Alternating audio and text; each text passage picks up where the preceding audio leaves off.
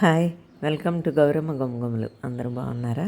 నేను ఈరోజు క్యారెట్ కొబ్బరి పచ్చడి చూపిస్తున్నాను. దానికి పెద్ద క్యారెట్ ఒకటి తీసుకుని పీల్ చేసి ముక్కలు కట్ చేసి పెట్టుకున్నాను. అరచక్క కొబ్బరి తీసుకుని ముక్కలు కట్ చేసి పెట్టుకున్నాను.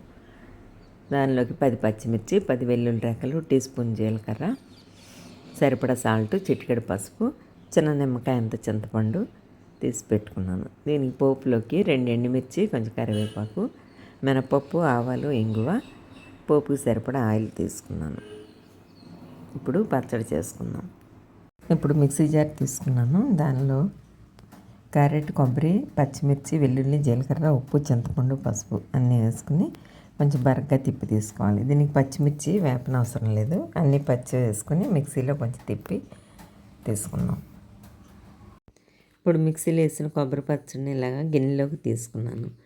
ఇప్పుడు స్టవ్ మీద పోపు వేపుకుందాం. పోపు వేగింది. ఇప్పుడు దీన్ని పచ్చడిలో వేసి కలుపుకోవాలి. కలుపుకుంటే ఇప్పుడు క్యారెట్ కొబ్బరి పచ్చడి రెడీ అవుతుంది. క్యారెట్ కొబ్బరి పచ్చడి రెడీ అయింది. నచ్చితే like, share and subscribe. Thank you.